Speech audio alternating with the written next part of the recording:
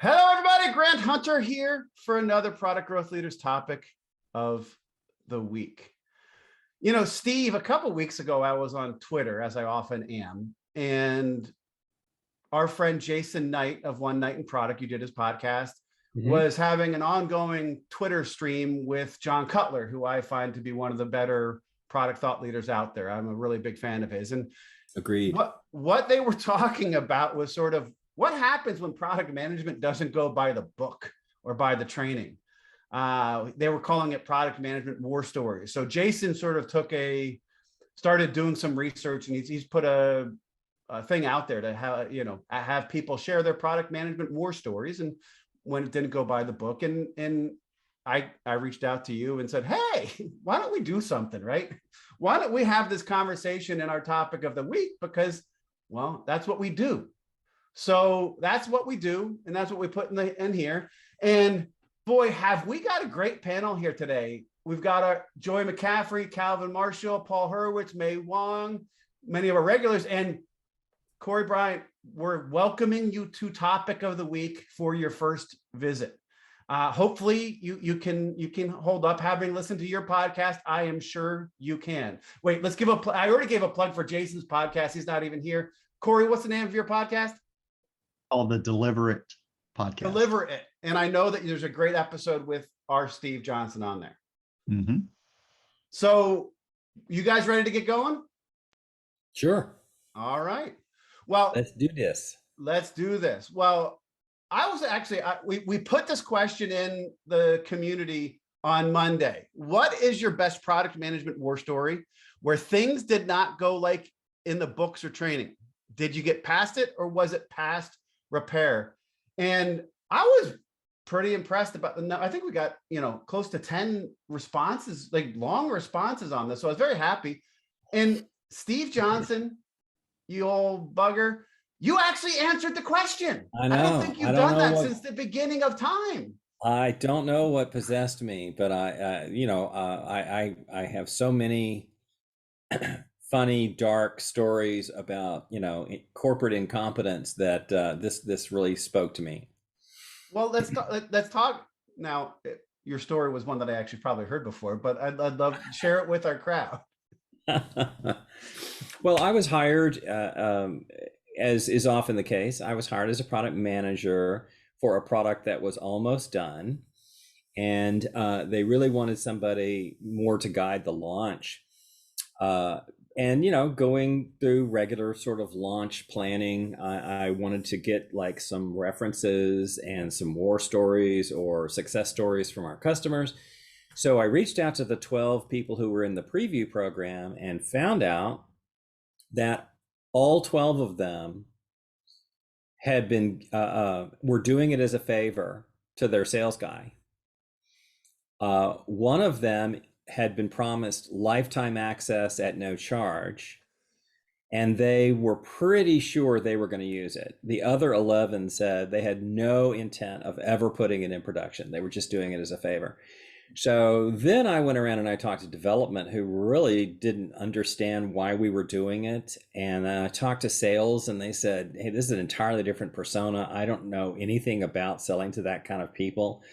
And, everywhere I turned, I found no support for this. And then I found out that apparently the president got drunk with a fraternity buddy, and they made a partnership to bring this technology to market. It made no sense. But ultimately, I sat down with the president and the leadership team, and I said, so here's the deal.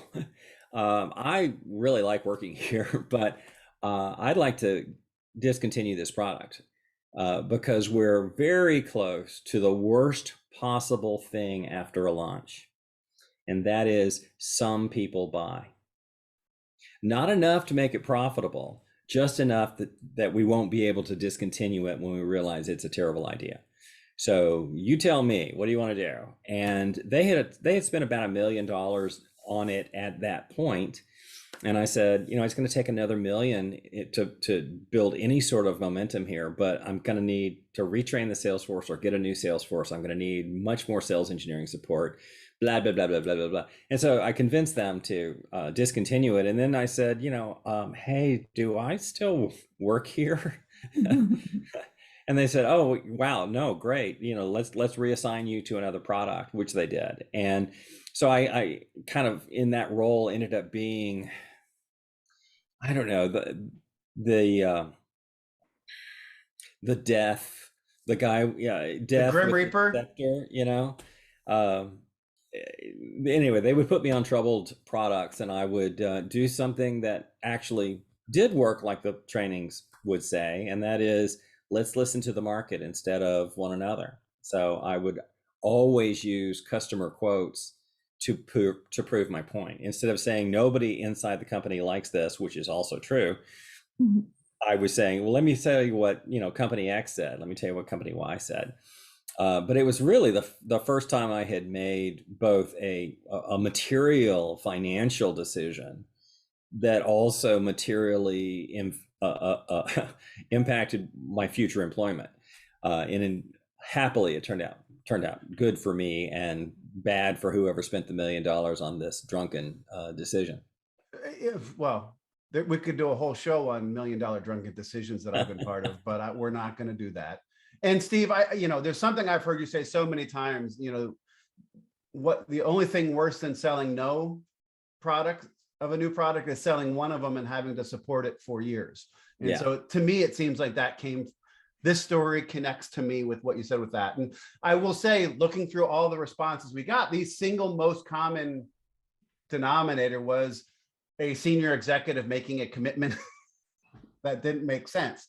Chad McAllister, our friend, said the CEO of the organization met with our largest customer and came away with a must-have new product idea. He conducted customer interviews with 10 of our large customers. All had similar problems, but all had their own solutions and were unwilling to pay for a new solution, even if it was free. And so you had to go to do that type of research to help people understand that. He inspired me while I was talking about mine. I was a director of product management, and I was in a meeting with a partner. We white labeled their software, or their data really was what it was. And I'm in the meeting with the president of our division, my senior vice president of product, and the CEO of the other partner. And my president said, hey, I've got an idea. How don't we structure it like this, and this? And, everybody talked about it. We said, oh, why don't we explore what that would look like? So I went off and I did the exploration. I talked to customers. I built the model. I looked at the financial model. I'm like, I went to my boss before our next follow-up meeting, and he said, oh, what have you found? And my bad accent. My boss was Mexican. My president was French, and my accent for both is the same. So you'll never know who I am. But you're speaking what we call foreign. The foreign language. Michelle's always, I would come home from meetings and Michelle's like, wait, is that Charles or is that Ernesto? That's funny. And so it's Chernesto. And so I said, Ernesto's like, so what did you find? I said, I did all the work. I did the research. I talked to people. I modeled it out. I did my spreadsheets. It's a bad idea. It doesn't make sense. We'll lose money. They'll lose money. We shouldn't do this. And my boss said, well, go change your analysis so it works out. It was Charles's idea. And I'm like, no. Luckily, Charles is somebody who trusted me, and I could tell him the truth, and he appreciated it, and he became a mentor for a long time. But it was, I had a senior vice president who said, just because it was the president's idea, you're supposed to make the model work. And sometimes you can't do that. Cory, you were the next one to come in. You had talked about going with a disappointing experience. I'd love to hear more about your disappointing experience. Yeah, I don't know if it's so much a war story as just as a cautionary tale of being careful. When does a cautionary tale become a war story? Is there a maturity model that we need to think about? It's a cautionary tale, then it's a PTSD involved. Yeah, I think if you tell it 3 times and you've worked out where the punchline goes, then it's now the second, I see. I see. Okay. Yeah, I was really excited to as I had learned more and wanted to do more with product and product jobs. I found a role that I was really excited about because it's the first company that I'd ever applied for that had a chief product officer. And I thought, great, chief product officers are, something that I want to do one day. I'm going to learn a lot from this person. I'm going to go in and get a great experience. And the person that was hiring me also was a very seasoned, experienced product person, entrepreneur. I said, I'm going to learn so much in this job that I'm going to be able to, just light the world on fire after this. And I got in there, and it turns out that I didn't ask the right questions, which is always one of the core problems, is asking either the wrong questions or not enough. And the guy that hired me, who I really liked, retired because he said, I'm done. And he retired at about 3 months in. And I found out the chief product officer was somebody who didn't understand or know anything really about product management, product as a discipline or as a skill or as a trade. He was just one of the first developers on the product, and he kind of just Grew knew into the everything chief product title because he's been around so long. because he's been around so long. So I was constantly arguing, debating, fighting with him and with others on, what we should focus on in our products and our platforms, what we should be working on. And it was always, questioning estimates, questioning release plans, questioning markets and things like that. And I said, you know what, this is just not something that I think I can solve. So I left. Yeah. Whenever I've taken a job, one of the big questions I always ask is, can I learn from this person? Can I learn from this company? And when you're going into a place where you think you can, and then you can't, it really is a tough, it's disappointed. I get that. Thank you, Cory, for sharing that. Joy, I appreciate the fact that you actually said aughts. I use the term aught for the period between 2000 and 2009. And everybody gives me like a silly look. I'm like, but that's what it is. It's the aughts. It's not the teens. It's not the 20s. It's the aughts. That's hysterical. The fact that you put aughts. Yeah. I mean, I agree with you completely. Well, that's why I like you. But I appreciated seeing the fact that your war story was from the aughts. Talk to us about your war story. You new product manager, right? Newer two. Well, less than 5 years. Yeah. So I was fortunate enough, the first company I worked at in 98, when I was a product manager, I reported to a VP of product management. So that was good. So there was structure and, he shared knowledge and information. And then I left that company solely for geographic reasons because the other company was very close to where I lived. So I was the first and only product manager there. And Grant, this is the second time one of your questions has literally made my palm sweat. The other one was the ethics question. I remember that one.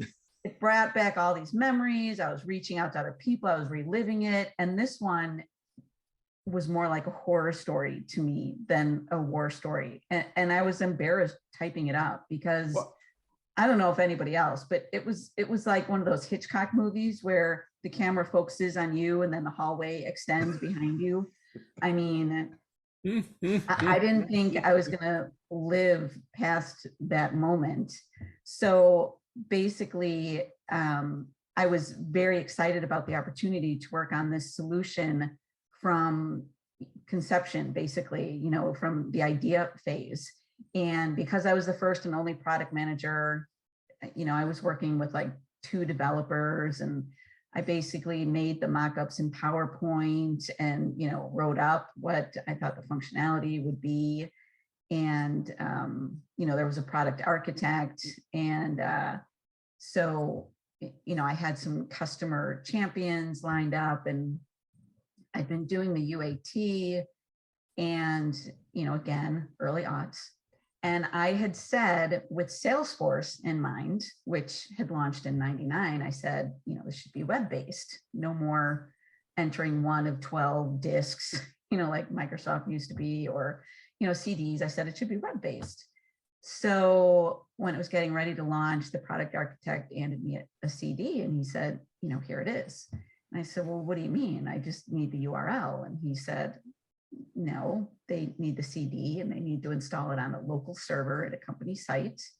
And then they can use one of the local URLs, behind the firewall. And I still to this day. I mean, I was like, but it's supposed to be like Salesforce, like Salesforce.com is that. I just thought it was going to be, the company at the time was Newark.com/eye tracker. What are you talking about? I'd never even heard of that option of installing on one local server and then I wasn't even aware of that. I mean, I guess it was delivered through a browser, even if it wasn't through the web. Yes, it was web-based, it was browser-based, and I was horrified and I thought, how am I going to explain this? This is all my fault. I should have been more involved. I should be more technically savvy. I should have realized what was going on. I should have made it more clear.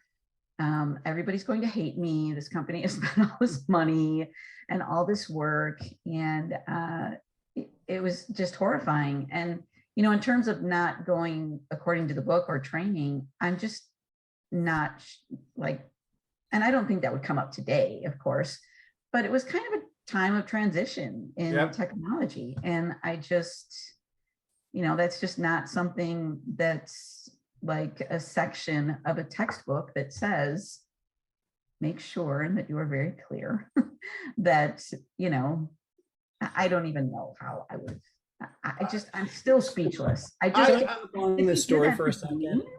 I don't know. It reminds me of a company I worked with where the requirement was that it be browser based. And so they rewrote the non-browser based UI to look like a browser. And so they would show it and the sales guy, they'd say, oh, wow, that's a web app. And the sales guy would say, yes, it looks just like a web app. Looks just like a web app should, or something like that. And then they'd get it and they're like, dude, what do you mean I have to install this fat client on all of my servers? I mean, what are you thinking? But I love that. They met the requirement. They thought they met the requirement. It does look like a browser. Joy, I was reading your answer and at first I'm going, oh God, I remember doing UI design in PowerPoint as well, right? I'm waiting for the curveball. And when the curveball came, when the CD was handed to you and it's like, my jaw dropped open. And so I understand how you're still, it's a horror story. Steve, I think we're now working on, so Cory, what was yours? It was just a disappointing situation. Then it's a war story. Then it's a horror story. Are we working on a continuum here? Yeah, hierarchy of badicity. We should have covered this over Halloween. It was terrible. It should have been our specially themed Halloween. It's a crossover event. So awesome. May, you have a product management war story when you weren't even a product manager. Yeah. It's what inspired me to learn to do products properly. This was one of the few stories that inspired me to really start digging into what is the right way to do this, right? So I was a software program manager at the time on the development side, mostly just to make sure that we can ship at this fairly large company. By fairly large, I mean megacorp. And so we brought in a new product manager. He was actually originally with a company many years ago before acquisition. He was working on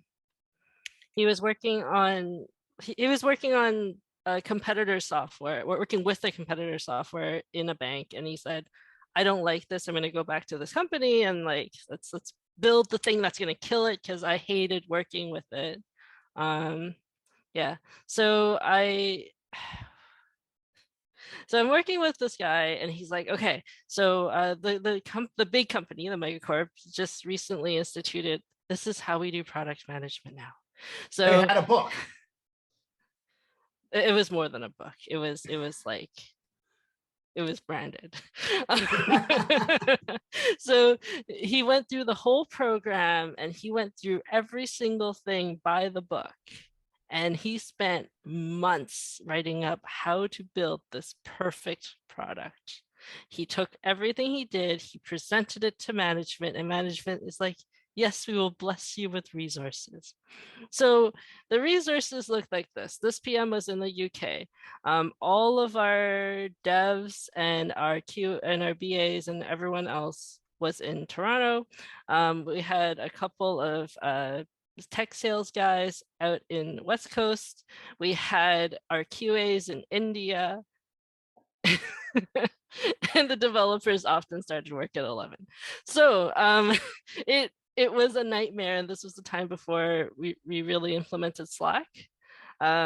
Everything was done through email, and just watching this go, and he's like, okay, in 6 months we will deliver this MVP. So with the communication issues, with everyone being onboarded, new technology, we've never really ever worked with a designer before. It was a nightmare, right? So even if you do it by the product management book, you also have to have delivery work. Exactly. So it just kind of, we spun in circles. We managed to launch something in 6 months, but like we had the one sponsor client, and the sponsor client was like, oh, yeah, we're definitely gonna buy in. And then 2 years later, they still haven't bought in. Like it's just, it never went anywhere, right? Like it was beautiful. It was so much better than our old solution. But they just couldn't realize it. Couldn't launch it. Like I think it's been quite a few years since we launched the initial version, and now it's getting some traction, but it's taken a long time to get there. And so part of that's the waterfall aspect of it. It's you built everything up front, and then you had to go away and build, right? Yeah. No testing, no learning. Awesome. Well, I appreciate you sharing that. Paul Hurwitz, you shared a story about, similar to, I think, sort of what Steve had talked about, right? And I think we've talked about this story before, where you had gone in and you were going to be the product manager of this new next great thing, right? Exactly. I was hired she was the head of product and also chief medical officer, to build this brand new data analytics platform for the company's customers. And it was going to be the next cash cow for the company, charge them an arm and a leg to get all these deep dive analytics on all of the work that we were doing for their population. It was a health company. And I start there, I'm like, okay, great. And I started doing research, and I realized this was nothing that we could charge for. It was a checkbox feature that our competitors were all offering at no charge to their customers. And we needed it to be able to compete in RFPs, and we needed to just do it because everybody else was. Yeah. And so I had to spend all of this time doing all this competitive research to prove to the head of product that this is not something that we could charge for. But I had to show her, okay, we could compete in this many more RFPs that we couldn't before, because we'll have this checkbox that we can check. Yep. But then she was like, so how can we make money off of this? And I'm like, right now we can't. This is something that we need to do just to compete. I was able to I came up with ideas. I was like, about a year from now, once we have this out in the wild for our customers to use, here's some ideas that I have that we could have like upsells or buy-ups to do additional stuff that is really advanced, if they want to be able to do it, that we might be able to make some money off of. It's and that's such a tough place for a product man, especially new to the company to be. And Steve was in the same place, where it's like you're brought in to do something, and you do that happened to me at that same company I talked about. I was brought in to help relaunch a division, right? Our services products and stuff like that. And I sat down with the president of the division. I'm like, we shouldn't even be a division. We need to get rolled in. And he goes, I know. It's tough because you don't know what's going to happen to you. But most people, it seems like, are able to navigate their way through that. Right. And just one more quick thing. The first company that I was a product manager at, there's this one guy sales guy whose name was Kevin. There's always a Kevin. Every company that I've gone to, there's always a sales guy named Kevin. And I spent so much time trying to squash deals that he was trying to sell because there was no reason why we should have been in that deal in the first place. And there were too many times before we realized it was Kevin that we did sign deals and we had to go and figure out a way to get ourselves out of the deal or make it work by some hook or crook. But there's always a Kevin. Well, there is, and that's good. It's a good transition when we go to our poll because of the sales aspect of it. Calvin, making my job harder, waits until literally 10 minutes before this starts to go put his answer in. So I have to go copy a new poll image and put it. Calvin, talk to me about your situation. As a new product manager coming in to fix a problem that IT created. So when IT and executives. So executives had said, we need to create this new platform, get all customers on it. IT built something quick, sent to ProServe, and the professional services organization was supposed to implement it. The problem is that when customers were migrated, there was no migration plan. There are features missing. Customers were migrated to a platform that essentially became a degradation in service. And so customers are frustrated. They either left or they wanted to be migrated back to their the other one. Yeah. So, so there's just a host of things that I had to get involved with, from making sure we stopped placing the product, getting a roadmap, understanding what features needed to be added, staging those so that we knew what was coming, making sure that only customers who needed X number of features and no more were put on this or eligible to be migrated. While that was going on, internally there were some frustration between sales because they were losing deals and they're hearing from customers about the pain points, and ProServe just trying to do their job and being mad at IT because IT didn't put the right features in. So really understanding and unpacking the problem areas internally. That was. Well, it's interesting. That reminds me of the Pareto rule, which is 80% of the whatevers is 20% of the other whatevers. And I've heard so many executives say, what we need to do is identify the 20% of functionality that represents 80% of the usage. And yet when you get into the details, you find out that every one of our customers has a different 20%. Yeah. Well, our friend Frank Tate, Steve, talks about the 98-2 rule, how 90% of stuff are sort of common every day, 8% are regular.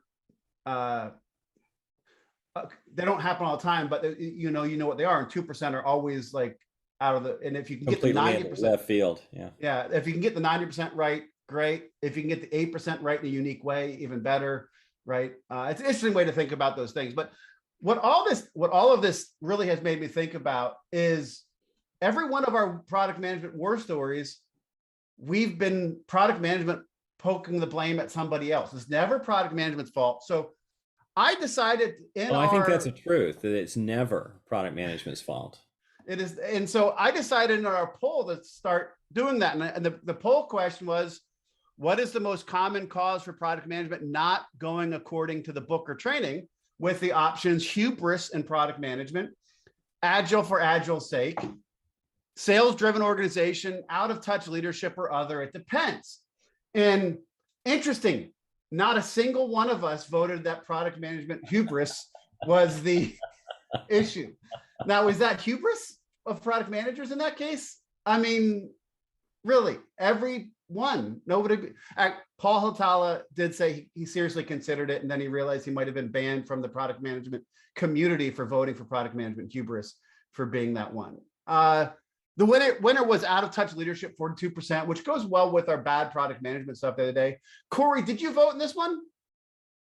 Yeah. I think the out of touch leadership is where I kind of said that's probably the most likely one for me in my experience. Well, if we look at the war stories that people shared, out of touch leadership is always that the CEO made a deal. I think Paul Hurwitz in the chat said the golf course deals or the country club deals that they make with their friends. Well, and I think it's the thing that out of touch leadership does is it makes it where a culture of where product management practices aren't appreciated, supported, or able to be done right. Yep. And that's where I usually place the blame is at leadership's culture. Mhm. It makes sense. I mean, it's easy to blame leadership, right? Because there are times that it's other people, but leadership sets the culture, right? They set the expectations, and it can trickle down that way. And that's in line with my belief of nothing seems hard to people who don't have to do it. Yeah, exactly. Right. I mean, everything's easy at the PowerPoint level. Let's just do this thing. Look, I have a bell curve here.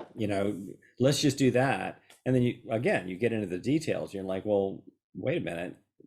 This doesn't line up nicely with that beautiful PowerPoint slide you had. Well, and for that point, leadership is not easy. If you've been on a leadership team, if you've been helping run a company, it's not easy either.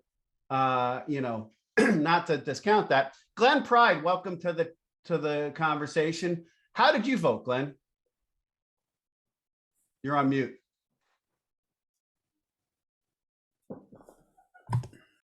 I was one of the two that fell under the sales driven organization historically. And I know one of those organizations that was very sales driven.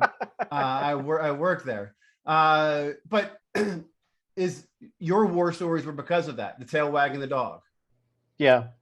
And chasing after anything regardless of its monetary value and not really realizing what you're trading off when you're doing that kind of stuff. Sales driven organization, out of the actual choices that came in second with 14%, other it depends sort of came, had 35%, but each sort of had its own, and most of them were all of the above. I believe Paul was the first one to come in with all of the above. Joey, can I ask you a question? When you say all of the above, what do I say to you? It's one of the above. Most is one. Paul Hurwitz, you have to choose one. If I have to choose one, I can't really choose one. If I had to choose two, then it would either be leadership or sales driven.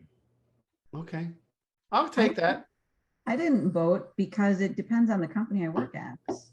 And I've worked at so many. I mean, some companies it's sales, some companies it's upper level management, some, it just it's different everywhere. I as you can see, I voted for out of touch leadership, and I think Cory, spoke my words for me. I tend to agree with that. May, did you vote? Leadership. Leadership. I think I talked about this in bad product management, but basically leadership decides who you bring in, right? Like you set the culture, you push out the people who don't fit in with that culture. So if your leadership is positive, you bring in great people. If your leadership is less discerning, then you bring in all sorts of people, right? Including other people in leadership, which might drive a sales-driven organization, which might bring in, product managers who have quite a bit of hubris, leaders who are like, we must do agile, but like safe. Well, safe as in safe or safe as in you know what I'm talking about. I do. But you brought up the hubris, and it what sits with me, I have had to come in and fix companies where hubris was the problem, because the same guy was the product manager, and it's always a guy. Same guy was the product manager for 10 years, was the expert in the field, had the domain knowledge, but he stopped listening, right? He became that talking head, talking out of the conferences and being an expert on, in this case, standards. And they stopped listening to customers. And this was at a time Joy will appreciate that in the early aughts, where we used to deliver stuff on CD-ROM and DVD, and now it was moving to the web. Workflows were changing, and the way people did stuff was changing, and he was stuck in the 90s. And it was his hubris that which was the problem there. That was sort of where I got the idea for this. Calvin, how did you vote? You said according to the book. What book? Yeah. Well, I mean, I hearing some of the responses, if out of touch leadership is meant to be that leadership doesn't understand product management, then I would choose that. But when I read this, I didn't think of out of touch leadership as I did more that leadership doesn't understand product management, what product management offers. And I mean, I thought about a situation early in my career where I was brought in as a product manager, but really the product management was sales support. Yeah. And it's like I wanted to quit after 2 weeks. Well, I would have put that as a sales-driven organization. Although to Joy's point, we've all worked at enough places that you could probably look at each one and have a different reason. Yeah. So yeah, I mean, I because of that, I thought, well, the challenge is that oftentimes as product managers, it's a title, but those above us don't always understand what product management is or does. Yep. Yeah, I'd say that's extremely common. Only 20% of organizations have a clear understanding of what product management is. And in some organizations, it's the resident subject matter expert, and sometimes it's the project manager. And, lately in the world of Agile, it's the de facto development manager. Yeah. or as one of you said, or the primary sales engineer. Yeah. Cory, you had a really good point you put in the chat. Often when it's a sales-driven organization, it's actually because there's out-of-touch leadership who really doesn't understand the strategic role of product management being market-focused. Thank you for adding that to the conversation. The last time I went on a job searching spree, I decided that it had to be somewhere that understood product management. So whoever's at the top or at the helm of product really needed to understand what product management was. Mm-hmm. And I think, Cory, that was what you were getting at with your ask the wrong questions or ask the right questions to validate that, right? Yeah, I assumed because there was somebody with a title of CPO that meant that person, A, was experienced, B, they understood what the hell they were doing, and C, I could learn from them. And none of those were true. So I hate when that happens. Joy, do you want to put a vote on? Or are you just going to go with other? It depends. Other. Okay. I'm okay with that because that means that I still win, right? I was afraid Paul was going to go with, start changing votes and adding stuff, and I couldn't win with my out of touch leadership. But clearly out of touch leadership is the answer with 42% of the vote. So I guess it's time to move forward to our first question. When product management things don't go according to the book, how do you get started to get it back? I mean, let's think about those situations. Steve, how did you start getting it back? Early in my career, I embraced the voice of the market. And it's so amazing to get, and it's so easy. To get a client to say the thing you want them to say. Wait, you get a client to say what you want them to say? Are you leading the witness there? No, yeah, I guess in the way I put that. Yeah. Well, let me do it this way. I was talking to our UX designer the day after I had done a customer visit, and the UX designer said, well, I know we've got a lot of technical problems with the architecture, but everybody loves our user experience. And I grabbed my phone and I said, yesterday I visited with so-and-so at what company, and here's what she had to say. And I pressed play. You have the world's ugliest user interface I have ever seen.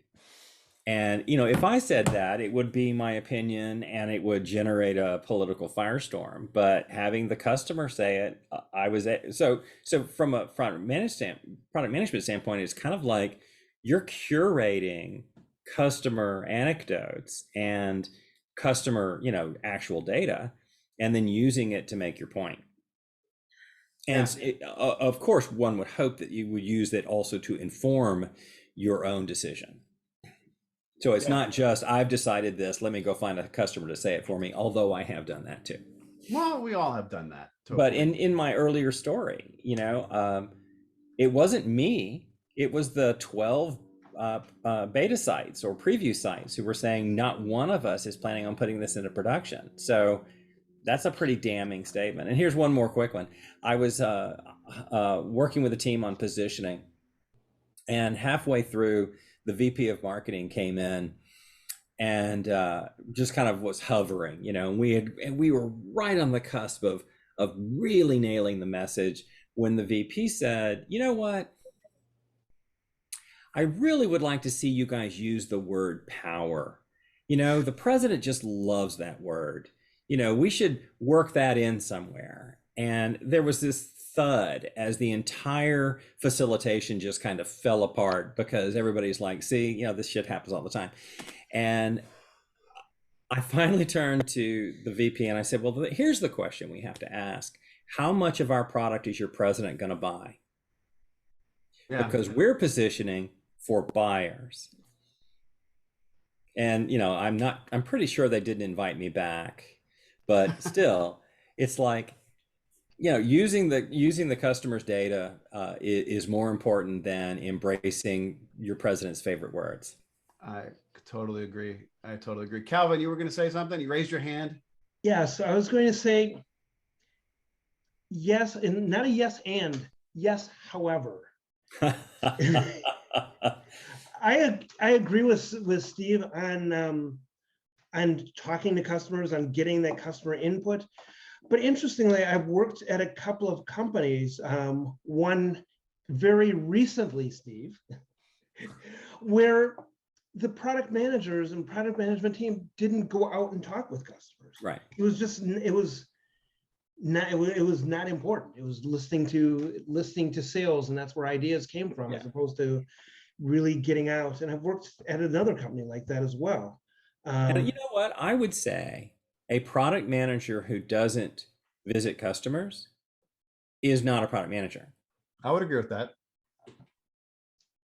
I mean, we're telling them to be the voice of the market, right? Mismatched title thing. If the number one thing on the list is not visit customers and potential customers, then it's not a product management job description or a sales job description. Anyway, back to you, Calvin. That was really it. I mean, I would agree with going out and visiting customers and getting an understanding of the market. But again, and I don't know if anyone else has experienced that, but it is concerning, troubling. It is. And I was doing a session as well. I do a lot of roles and responsibilities stuff.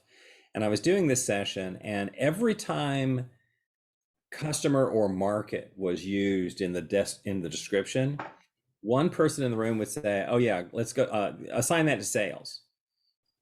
Customer discovery, sales, market sizing, sales. Anytime customer or market was in there. And finally, I kind of lost my shit, and I just blew up, and I went, there is nothing on this list that is the responsibility of sales. And she was like, no, but they know the market. And I said, no, they know the 3 deals they're working. You're supposed to know the market.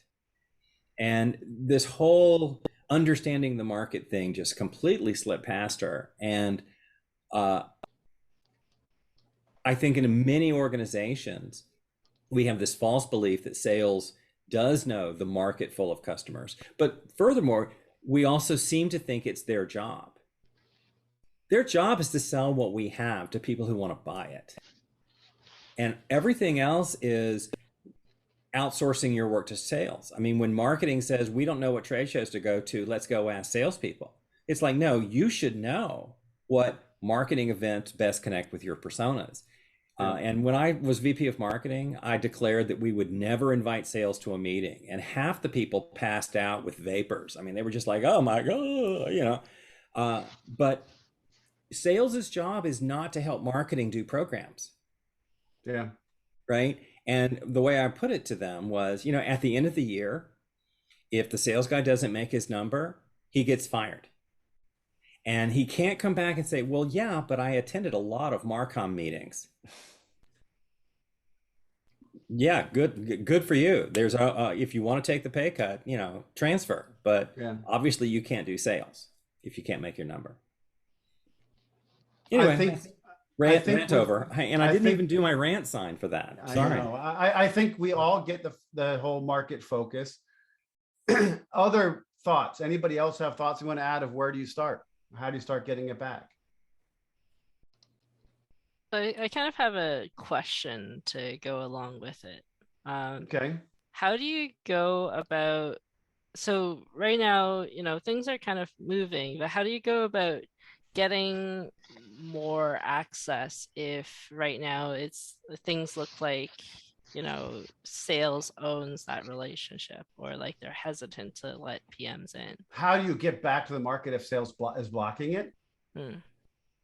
Well, you go to places where sales aren't, right? I used to use trade shows a lot to be the place that I could talk to people, so I didn't have to vet them, right? I personally, I like to make a good relationship with sales and help them understand how what I do is going to help them, and you give some wins to them, but you find ways. Joy? Yeah. Well, May, if you can find one sales rep that you can either help to understand or turn around, and then once you've got one sales rep on your side, the other sales reps, because they, like we all do, they kind of stick together. They're more likely to listen to that one sales rep, and then slowly but surely you'll get more people on your side. And I don't mean to give an answer for somebody who's not here, but I think Brian Weber would say communication, right? Communication is a place to start, where if you want to turn stuff around, because some of the problems, like with sales, is we need to communicate why. Let me explain why. For me, it was I had a product that was like in its death spiral, right? Hey, we've plateaued, we're going backwards. If I can't talk to people to understand it, it's going to keep going backwards, and it's going to impact your ability to sell. Let me get in there and have those conversations. And at what point do you get leadership involved? Like, just to make it understood across leadership that, this is the way we want to work. I would go back to what Cory said. If leadership is letting it work that way, maybe leadership is the problem.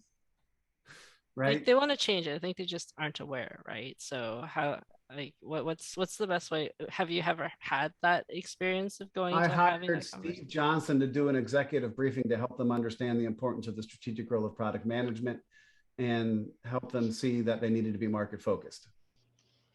Actually, I didn't, but that is a good answer, though, for any of you. Hiring Steve, product growth leaders, is a good default answer. But how do you change that? Flip that. I mentioned Frank Tate earlier. Frank Tate, he wouldn't take the job until he had commitment from leadership that they would be market driven, and product management would be the one talking to the customer and setting the strategy, and everything would follow from that, right? To Cory's point, he thought he was getting that and was going to learn from that, and that they really weren't doing product management. But if you don't know that the leadership gets it and they're open to learning and wanting to try, I've had clients who didn't get it and then they got it, right? We help them understand. We've got them into the executive overview for fundamentals of managing products, so they understood market driven and making decisions based on market data and solving problems for customers and that type of stuff. I think it really is a two-pronged attack. On the one hand, communicating through your direct leadership into senior leadership for here's why the market information we're getting today is skewed. And meanwhile, doing civil disobedience and going places where the salespeople aren't. I mean, I remember calling a sales guy and saying, I want to call on this company. And he's like, oh, don't waste your time with them. They never buy anything. And I'm like, cool. Then I definitely want to talk to them. Because if we can find out why they're not buying, then there will be all this opportunity as we expand our TAM, right? And the sales guy was saying, oh, that makes a lot of sense to me. And I want to live in a world, and I know we don't currently, but I want to live in a world where when presented with logic, people will go, oh, that makes sense to me, as opposed to saying, oh, no, that's I live in Steve's world. Yeah. You want to live in Steve's world? I do. Yeah. No, I agree with that. And part of that two-pronged strategy, Steve, is that by the civil disobedience stuff, you actually find market data and quotes that help you go back to leadership to get them to understand the value of it. Yeah. Yeah. But I mean, I would imagine if you go to support and say, can I sit on some support calls, you'll hear stuff, Yeah. that you weren't hearing through sales, you, as Grant said, I speak at a lot of conferences, and one of the reasons I do is for the 15 minutes after my presentation, where people come up and say, well, yeah, Steve, I've got a really unique situation, and it's not, well, here's my card, please set up a consultation visit. But hearing the struggles that they have has informed a lot of the development work that we've done at Product Growth Leaders. Yeah. Awesome. Before we go to the lightning round, any last comments and thoughts on this? How do you get started? Cory? So the things that I typically start with are trying to understand motivations, incentives, why are we doing this to begin with? I may not understand it fully. And so let me do that. And then secondly, as I try to visualize how either we got here or how to get from point A to point B, knowing that it's wrong. So just map it, journey map it, whatever. Just put something up on a visualization to share and communicate, to leverage that point of, how we're actually going to try to get there. And if it's not possible, then maybe they can figure that out for themselves instead of having me say that. Yeah, when you're saying that, it took me back to our stakeholders conversation. And part of it's understanding their motivations, right? And if you can understand their motivations, maybe you can help them, you can build that team, right? Get the squad working in the right direction. Well, I'm not going to be so bad that I'm going to not let whoever is first repeat what Steve may have just said, but we are going to ask a question. What's your advice to a product manager going through their war story, right?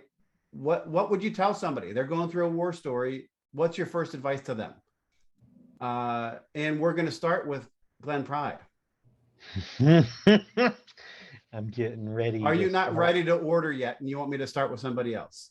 No, I'm back in 1961, getting ready for a land war in Asia. What's that quote from This is super relevant, and I guess to find, you're going through a war story. I guess assess like your best smallest win that you can start capitalizing on. I like the idea, kind of like going to to where sales isn't, to get around their blocks, things like that. Mm-hmm. So get a small win somewhere. Find a way to get that win, whether it's going around somebody or not. Okay, I like that one. And in addition, find something that's working and expand on it. Wait, was that your answer for Paul, who had to leave? Sure. Okay. So we've got a small win and find something that's working and expand on it. Calvin. Get data. Get data. I like that one. Cory. So I'm cheating. I have 3 steps. First is stop and take a breath. Yep. Second is think for 5 minutes. Then think again for 10 more minutes. And there's a 4-step to my 3-step process. Then realize that there's an end. It's going to end at some point, and don't stress over it. I like that. And I'm going to bundle that into one step that just has 4 parts to it. Okay. So it is one. I'm okay with that. Because breathing, small stuff, and it's all small stuff. There we go. Yeah. All right. Yeah, you kind of took my question, because from my war story, if I could go back and, advise myself, this too shall pass. Don't get stuck in the moment. So that's your answer? Mm-hmm. I appreciate you stepping up and volunteering, Joy. And I honestly, I should have put it this way. With what you know now, what would your advice be to yourself when you were in that war story? So Joy, you can help me writing these things now that Brian is doing my surveys. May Wong. Oh, how did that saying go? Courage to change the things you can, serenity to accept what you can't, Yeah. and wisdom to know the difference. So basically, if you don't think you can do it, just like know that you could walk away or say no, or The serenity prayer, right? Yeah, I don't know. I'm not Catholic. Neither am I. Give you the power to change what you can and know the difference or something like that, right? Yeah, and accept when you can't. And it's okay if you can't change it. Yeah. Yeah, look it up. It's called the Serenity Prayer. It's a very helpful tool for pretty much anybody in a dysfunctional situation. All right. Steve Johnson. Well, I'm going to go a little different direction